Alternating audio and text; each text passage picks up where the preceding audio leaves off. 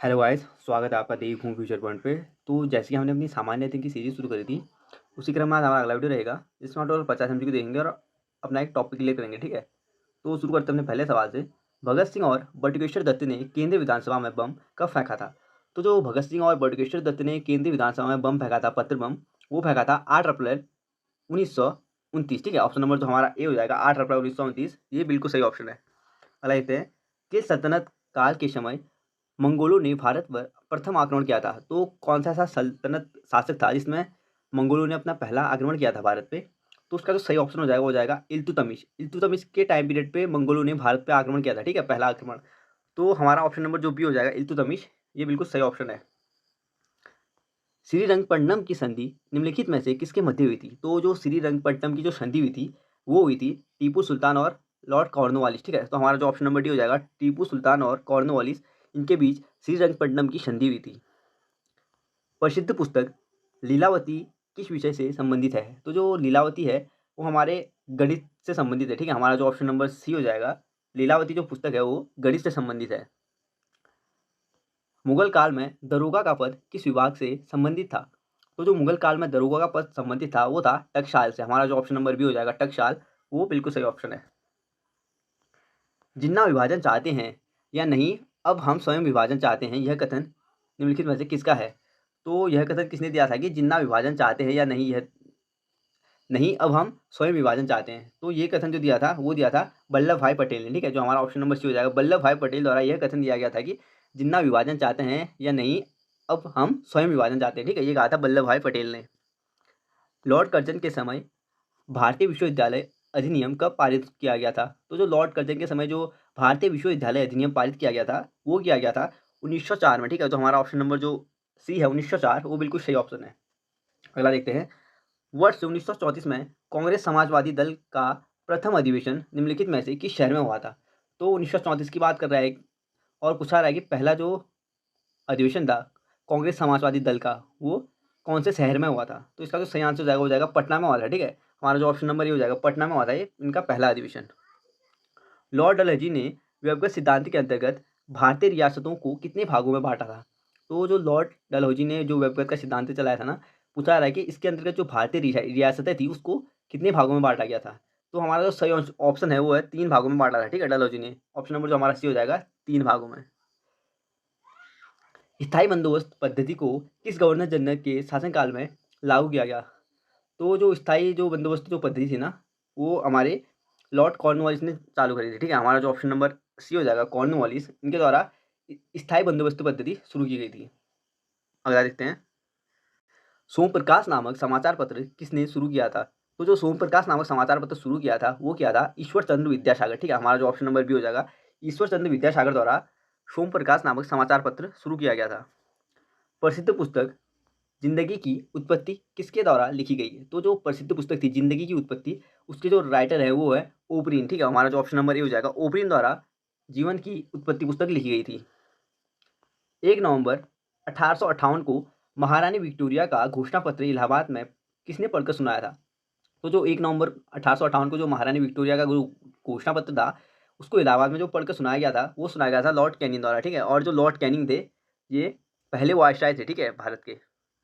देखते हैं, अंतिम मराठा पेशवा कौन था? तो जो अंतिम मराठा पेशवा था वो था बाजीराव द्वितीय। ठीक है, ऑप्शन नंबर जो हमारा बी हो जाएगा, बाजीराव द्वितीय अंतिम मराठा पेशवा था। संपूर्ण भारत में जनगणना का कार्य कब से शुरू किया गया? तो जो संपूर्ण भारत में जनगणना का जो कार्य शुरू किया गया था वो किया गया था 1881 से। ठीक है, ऑप्शन नंबर जो हमारा सी हो जाएगा 1881 से संपूर्ण भारत में जनगणना का कार्य शुरू किया गया था। और पहली जो वैज्ञानिक जनगणना हुई थी वो कब हुई थी, कमेंट करके बताइए। ठीक है, शिमला का संत के नाम से किसे जाना जाता है? तो जो शिमला का जो संत के नाम से जाना जाता है वो जाना जाता है एहो ह्यूम को। ठीक है, हमारा जो ऑप्शन नंबर सी हो जाएगा, ए ओ ह्यूम को शिमला के संत के नाम से जाना जाता है। बिहार में नखास पिंड आंदोलन का संबंध निम्नलिखित में से किस आंदोलन से है? तो बिहार का जो नखास पिंड आंदोलन का जो संबंध है वो संबंध है सविनय अवज्ञा आंदोलन से। ठीक, हमारा जो ऑप्शन नंबर सी हो जाएगा सविनय अवज्ञा आंदोलन, ये बिल्कुल सही ऑप्शन है। भारत में स्थल रुद्र राज्यों की संख्या कितनी है? तो भारत में जो स्थल रुद्र राज्य हैं उनकी संख्या कितनी है जिनकी सीमाएं अंतर्राष्ट्रीय सीमा को स्पर्श नहीं करती? तो ऐसे कितने राज्य पूछा रहा है कि स्थल रुद्र जिनकी सीमा लैंड लॉक, ठीक है, जिनकी सीमाएं क्या है, अंतर्राष्ट्रीय सीमा को साझा नहीं करती है, ठीक है, स्पर्श नहीं करती है। तो इसका जो हमारा सही ऑप्शन है वो हो जाएगा, हमारे 5 राज्य हैं, ठीक है, ऐसे हमारा जो ऑप्शन नंबर सी हो जाएगा वो बिल्कुल सही ऑप्शन है। इन मैदानों का पश्चिम से पूर्व की ओर सही क्रम है। तो हमें मैदान दिए हैं और बताना है कि पश्चिम से पूर्व की तरफ सही क्रम कौन सा है। तो इसमें जो हमारा पहला हो जाएगा रुहेलखंड का मैदान हो जाएगा, ठीक है, पहले पे। उसके बाद दूसरे पे हो जाएगा अवध का मैदान, फिर आएगा मगध का मैदान और फिर आएगा मिथिला का मैदान। यानी इस क्रम में हमारा जो ऑप्शन नंबर डी हो जाएगा वो बिल्कुल सही है, ठीक है। 4, 3, 1 और 2। माही नदी किस खाड़ी या सागर में गिरती है? तो जो माही नदी गिरती है वो गिरती है संभात की खाड़ी में, ठीक है, हमारा जो ऑप्शन नंबर बी हो जाएगा, संभात की खाड़ी में गिरती है माही नदी। अगला देखते हैं। तालचेर यानी उड़ीसा किस लिए प्रसिद्ध है? तो जो उड़ीसा है वो प्रसिद्ध है, तालचेर किस लिए प्रसिद्ध है? इसका हमारा सही ऑप्शन है कोयला खान के लिए, ठीक है, हमारा जो ऑप्शन नंबर बी हो जाएगा, कोयला खान के लिए तालचेर या उड़ीसा प्रसिद्ध है। थारू जनजाति किस प्रदेश में नहीं मिलती? तो जो थारू जनजाति नहीं मिलती है वो जम्मू कश्मीर में नहीं मिलती, ठीक है, हमारा जो ऑप्शन नंबर डी हो जाएगा, जम्मू कश्मीर में थारू जनजाति नहीं पाई जाती। विश्व की सबसे बड़ी प्लेट कौन सी है? तो जो विश्व की सबसे बड़ी प्लेट है वो है प्रशांत प्लेट, हमारा जो ऑप्शन नंबर ए हो जाएगा, प्रशांत प्लेट विश्व की सबसे बड़ी प्लेट है। भूमिगत जल समस्त जल राशि का कितना प्रतिशत जल संचय करती है? तो जो भूमिगत जल संचय समस्त राशि का जो जल राशि का जो परसेंटेज में जल संचय करती है वो करती है 0.68%, हमारा जो ऑप्शन नंबर बी हो जाएगा 0.68%, ये बिल्कुल सही ऑप्शन है। नाभी मरुस्थल का विस्तार क्षेत्र निम्नलिखित में से किन देशों में है? तो जो नाभी नाभी जो मरुस्थल है ना उसका जो विस्तार क्षेत्र है पूछा जा रहा है कि किन किन देशों में है, ठीक है, हमें ऑप्शन दिए है नीचे, तो इसको सिलेक्ट करना है। तो हमारा जो सही आंसर हो जाएगा अंगोला में भी है और नामीबिया में भी है और दक्षिण अफ्रीका में भी है, ठीक है, अंगोला नामीबिया और दक्षिण अफ्रीका, यानी हमारा जो ऑप्शन नंबर डी हो जाएगा 1, 2, 3 ये क्या है, सभी सही है, ठीक है। निम्न शहरों को नदियों के किनारे अवस्थित का सही मिलान करें। तो हमें शहर दिए हैं और नदियों के किनारे हैं, उनका सही मिलान करना है। तो हमारा जो छपरा शहर है वो सरयू नदी के, ठीक है, सरयू नदी पे अवस्थित है। जहानाबाद, तो जहानाबाद जो है वो दरधा नदी पे स्थित है। दरभंगा, तो जो दरभंगा शहर है वो बागमती नदी पे अवस्थित है। और फतुहा, तो जो फतुहा शहर है वो पुनपुन नदी के किनारे अवस्थित है, ठीक है, हमारा जो ऑप्शन नंबर जो इसमें सी हो जाएगा वो बिल्कुल सही ऑप्शन है, ऑप्शन नंबर सी। तो अगला देख लेते हैं। घूमती हुई वस्तुओं की गति मापने के यंत्र को क्या कहते हैं? तो जो घूमती हुई वस्तुएं हैं उनकी जो गति को मापने वाले जो यंत्र होते हैं उनको गायरोस्कोप कहते हैं, ठीक है, हमारा जो ऑप्शन नंबर बी हो जाएगा, गायरोस्कोप द्वारा घूमती हुई वस्तुओं की गति का मापन किया जाता है। समतल दर्पण में से निम्नलिखित कथनों में से कौन सा कथन असत्य है? तो समतल दर्पण से संबंधित कथन दिए हैं और बताना है कि कौन सा कथन असत्य है। तो इसका जो हमारा सही ऑप्शन हो जाएगा वो जाएगा ऑप्शन नंबर डी, समतल दर्पण में बने प्रतिबिंब में पार्श्व उत्क्रमण नहीं होता, ठीक है, ऑप्शन नंबर जो हमारा डी हो जाएगा ना वो क्या है, बिल्कुल सही ऑप्शन है। अगला देखते हैं। तेज जल की सतह यानी पृष्ठ पर फैल जाता है, ठीक है, जो तेल होता है ना वो जल की जो पृष्ठ होती है उस पर फैल जाता है, इसका मुख्य कारण क्या है ये बताना है। तो इसका जो मुख्य कारण है तेल का जो जल की सतह पे फैल जाने का मुख्य कारण है, तेल का पृष्ठ तनाव पानी से अधिक होता है, ठीक है, तेल का जो पृष्ठ तनाव है पानी से अधिक होता है, इसलिए क्या होता है ये सतह पे फैल जाता है, अगर कम होता है क्या होता है ये डूब जाता है, ठीक है। तो अगला देख लेते हैं। निम्नलिखित को सुमेलित करें, तो सुमेलित करना है, देख लेते हैं। जूल, तो जूल जो हो जाएगा वो है कार्य का, ठीक है, कार्य का मात्रक होता है जूल। एम्पियर, एम्पियर जो है वो है विभवांतर का। जूल हो जाएगा कार्य का और जो एम्पियर है वो हो जाएगा विद्युत धारा का। वाट हो जाएगा सामर्थ्य अथवा शक्ति का और वोल्ट हो जाएगा विभवांतर का, ठीक है, हमारा जो ऑप्शन नंबर सी हो जाएगा इस क्रम में बिल्कुल सही ऑप्शन है। एक ए का हो जाएगा 1, बी का हो जाएगा 3, सी का हो जाएगा 4 और डी का हो जाएगा 2। अगला देखते हैं। निम्नलिखित में किस बल के कारण दूध को मथने के पश्चात क्रीम दूध से पृथक हो जाता है? तो ऐसा कौन सा बल है ना जिसमें दूध को मथने के पश्चात क्रीम दूध से पृथक हो जाता है? इसका जो सही ऑप्शन हो जाएगा वो हो जाएगा अपकेंद्र बल के कारण होता है, हमारा जो ऑप्शन नंबर सी हो जाएगा अपकेंद्रीय बल, ये बिल्कुल सही ऑप्शन है। ध्वनि तरंगें निम्नलिखित में से किस माध्यम में चल सकेंगी? तो जो सॉरी ध्वनि तरंगें किस माध्यम में नहीं चल सकेंगी? तो जो ध्वनि तरंगें नहीं चल सकेंगी वो निर्वात में नहीं चल सकती, ठीक है, हमारा जो ऑप्शन नंबर डी हो जाएगा, निर्वात में ध्वनि तरंगें नहीं चल सकेंगी। बिजली चमकने या तड़ित से जंगलों में आग लग जाती है क्योंकि अत्यधिक मात्रा में क्या होता है उसमें ही बताना है। तो इसमें क्या होता है विद्युत ऊर्जा अत्यधिक मात्रा में होती है, ठीक है, हमारा जो ऑप्शन नंबर बी हो जाएगा, विद्युत ऊर्जा अत्यधिक होती है इसलिए क्या होता है जंगलों में आग लग जाती है। निम्नलिखित में से किसने लेजर का आविष्कार किया था? तो जो लेजर का आविष्कार किया था वो क्या था, थियोडोर मेनन ने, ठीक है, हमारा जो ऑप्शन नंबर ए हो जाएगा थियोडोर मेनन, इन्होंने लेजर का आविष्कार किया था। अल्फा किरणों के लिए निम्नलिखित कथन में से कौन सा कथन सत्य नहीं है? तो अल्फा किरण के विषय में कौन सा कथन सत्य नहीं है? ये फोटोग्राफिक प्लेट पर कोई प्रभाव नहीं डालते, ये ऑप्शन गलत है, ठीक है। ये प्रभाव डालते हैं, यानी हमारा जो ऑप्शन नंबर सी हो जाएगा क्या है, ये असत्य अथवा गलत है।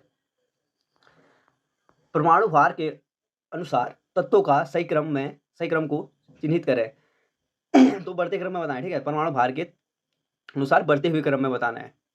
तो इसका तो हमारा सही ऑप्शन हो जाएगा, वो हो जाएगा एल्यूमिनियम, लोहा, तांबा और चांदी, यानी ऑप्शन नंबर जो हमारा सी है ना, वो बिल्कुल सही ऑप्शन है। एल्यूमिनियम, लोहा, तांबा और चांदी। कच्चे आम में कौन सा अम्ल पाया जाता है? तो जो कच्चे आम में जो अम्ल पाया जाता है वो पाया जाता है टार्टरिक अम्ल, ठीक है। और टमाटर में भी ये अम्ल पाया जाता है, टार्टरिक अम्ल। अगला देखते हैं, ब्लीचिंग पाउडर में कौन सा रासायनिक यौगिक होता है? तो जो ब्लीचिंग पाउडर में जो रासायनिक यौगिक होता है वो होता है कैल्शियम ऑक्सीक्लोराइड, ठीक है। हमारा जो ऑप्शन नंबर बी हो जाएगा, कैल्शियम ऑक्सीक्लोराइड, ये होता है ब्लीचिंग पाउडर में। निम्नलिखित में कौन सा बहुलक बुलेट प्रूफ वस्तु बनाने में उपयोग होता है? तो जो बुलेट प्रूफ जो वस्तु बनाने में जो प्रयुक्त बहुलक होता है वो होता है हमारा पॉलीएमाइड, ठीक है। हमारा जो ऑप्शन नंबर सी हो जाएगा, पॉलीएमाइड, ये बुलेट प्रूफ वस्तु बनाने में यूज किया जाता है, पॉलीएमाइड, ऑप्शन नंबर सी। सूखी सेल में निम्नलिखित में से कौन सी ऊर्जा पाई जाती है? तो जो सूखी सेल होती है उसमें जो ऊर्जा पाई जाती है वो पाई जाती है रासायनिक ऊर्जा। हमारा जो ऑप्शन नंबर सी हो जाएगा, सूखी सेल में रासायनिक ऊर्जा पाई जाती है।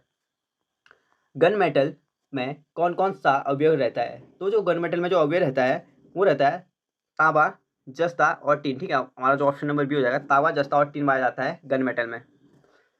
भारतीय इस्पात प्राधिकरण लिमिटेड ... का एक उदाहरण है। तो जो भारतीय इस्पात प्राधिकरण लिमिटेड है वो उदाहरण है सार्वजनिक क्षेत्रक उद्योग का। हमारा जो ऑप्शन नंबर बी हो जाएगा, सार्वजनिक क्षेत्रक उद्योग का उदाहरण है भारतीय इस्पात प्राधिकरण लिमिटेड। जवाहर निवेदन विद्यालय, ठीक है, जवाहर जो नवोदय विद्यालय है की स्थापना की सिफारिश पर आधार था। तो जो जवाहर नवोदित जो विद्यालय था ना, पूछा रहा है कि स्थापना थी तो किसकी सिफारिश का आधार था? इसका जो सही ऑप्शन हो जाएगा वो हो जाएगा राष्ट्रीय शिक्षा नीति 1986, ठीक है, 1986। राष्ट्रीय शिक्षा नीति 1986 का क्या था, ये आधार था। जुगनू एक प्रकार का है। तो जो जुगनू एक प्रकार का क्या है, कीट है, ठीक है। जो चमकते हैं ना रात को, जुगनू, उसकी बात कर रहा है, क्या एक प्रकार का कीट है, ऑप्शन नंबर बी।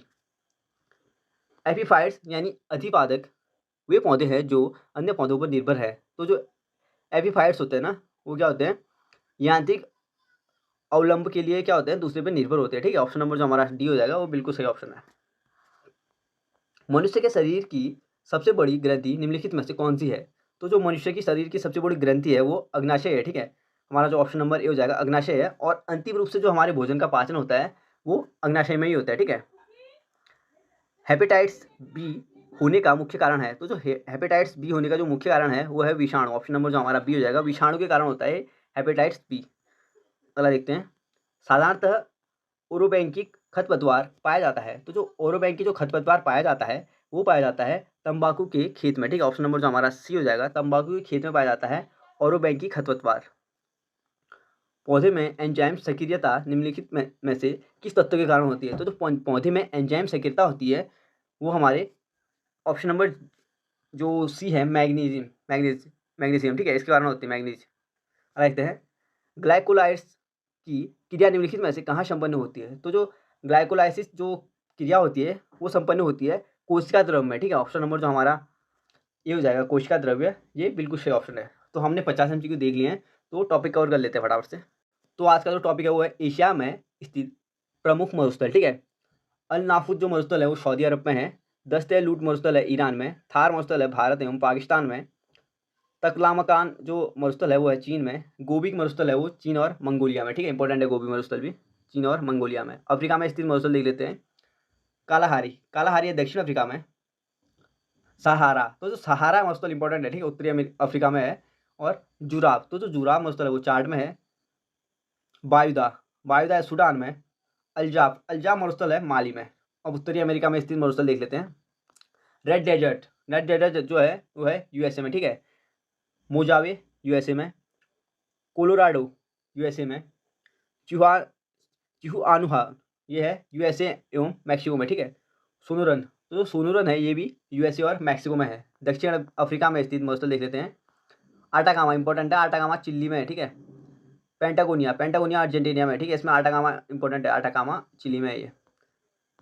गिब्सन ये ऑस्ट्रेलिया में है, ठीक है, पश्चिम ऑस्ट्रेलिया में है। और ऑस्ट्रेलिया में स्थित बता रहा हूँ मैं अभी। ग्रेट सैंडी ये भी ऑस्ट्रेलिया में है, और ग्रेट विक्टोरिया ये है दक्षिण पश्चिम ऑस्ट्रेलिया में, ठीक है। विश्व के प्रमुख पर्वत देख लेते हैं। अल्पास पर्वत ये मध्य यूरोप में है। गोलन की पहाड़ी ये मध्य एशिया में है। एपिनाइन पर्वत ये है इटली में। अटलस पर्वत ये है अफ्रीका में। तो हमने अपने 50 एमसी को कंप्लीट कर लिया और टॉपिक भी क्लियर कर लिया, ठीक है। अगर आपको हमारा वीडियो पसंद आया तो वीडियो को लाइक कीजिए, कमेंट कीजिए, चैनल को सब्सक्राइब कीजिए। और अगर आपको डेली करंट अफेयर्स और हिंदी के एमसीक्यू लगाने हैं और पॉलिटी के एमसीक्यू लगाने हैं तो आप हमारा इंस्टा हैंडल फॉलो कर सकते हैं, दीपभूमि फ्यूचर पॉइंट पे। तो ठीक है गाइस, मिलते हैं अगली वीडियो में। Thank you.